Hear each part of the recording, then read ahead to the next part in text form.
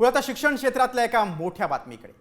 तुमच्या मुलांसाठी नवीन शाळा शोधताय तर ही बातमी तुमच्यासाठी अत्यंत महत्त्वाची आहे, कारण राज्यात बोगस शाळांचा सुळसुळाट झालाय।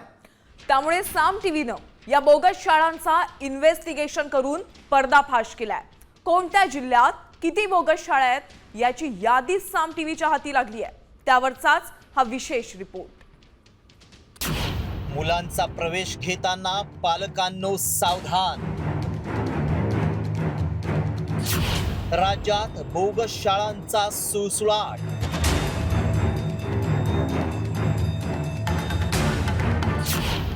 बोगस शाळांची यादी साम टीव्हीच्या हाती।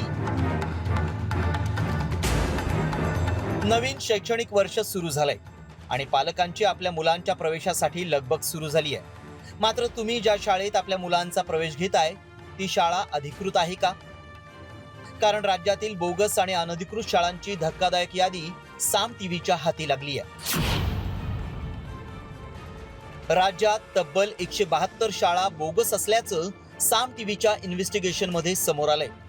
अनेक शिक्षण संस्था केवळ इरादा पत्र मिळताच शाळा सुरू करतात आणि मान्यता नसताना शाळा दुसऱ्या जागी स्थलांतरित करतात। त्यामुळे राज्यात बोगस शाळांचा सुळसुळाट कसा झालाय पाहूया। मुंबईत 132, पालघरमध्ये 20, ठाण्यात 18, नागपूरमध्ये 1 तर नाशिकमध्ये 1 शाळा बोगस आहे। शासनाची मान्यता न घेतलेल्या 172 शाळांची यादी साम टीव्हीच्या हाती लागलेली आहे आणि यामध्ये या शाळांनी कुठलीही परवानगी घेतलेली नाहीये, या शाळा बोगस आहेत। सर्वात महत्त्वाचं म्हणजे तुमच्या मुलाला या शाळांमध्ये तुम्ही प्रवेश घेऊ नये असं आव्हान जे आहे ते शिक्षण विभागाने केलेलं आहे आणि साम टीव्ही या बोगस शाळांचा असाच पर्दाफाश करत राहणार आहे। साम टीव्हीच्या प्रतिनिधीनं या प्रकरणात अधिक माहिती घेण्यासाठी थेट शिक्षण संचालकांना गाठलं।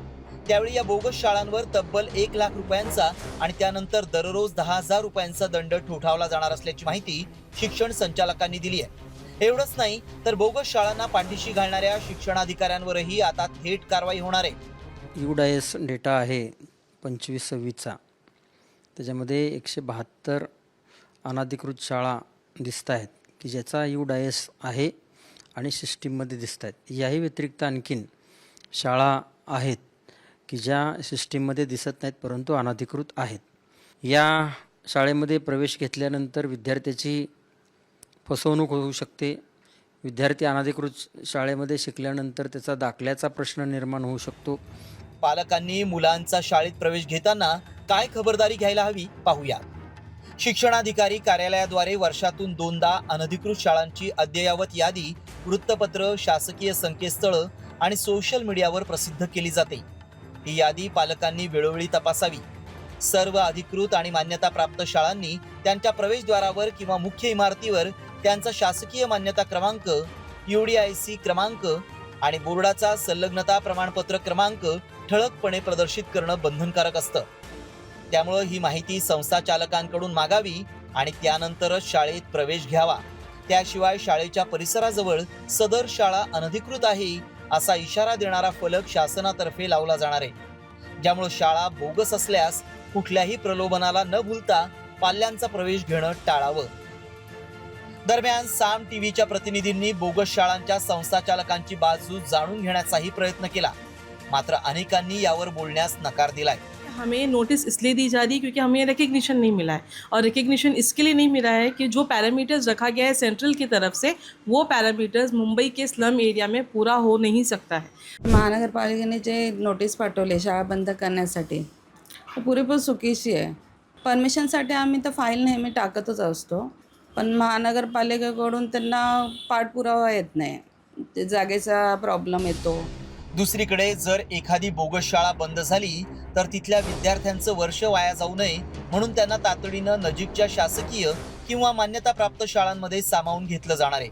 मात्र पालकांच्या खिशाला कात्री लावणाऱ्या आणि मुलांच्या भवितव्याशी खेळणाऱ्या शाळा चालकांना कुणाचं अभय आहे?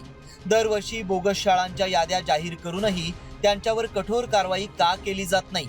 फक्त कारवाईच्या आदेशाचे कागदी घोडे नाचवले जातात का? मात्र या बोगस शाळांवर जोपर्यंत प्रत्यक्षात कारवाई होत नाही तोपर्यंत साम टीव्ही याचा पाठपुरावा करतच राहणार।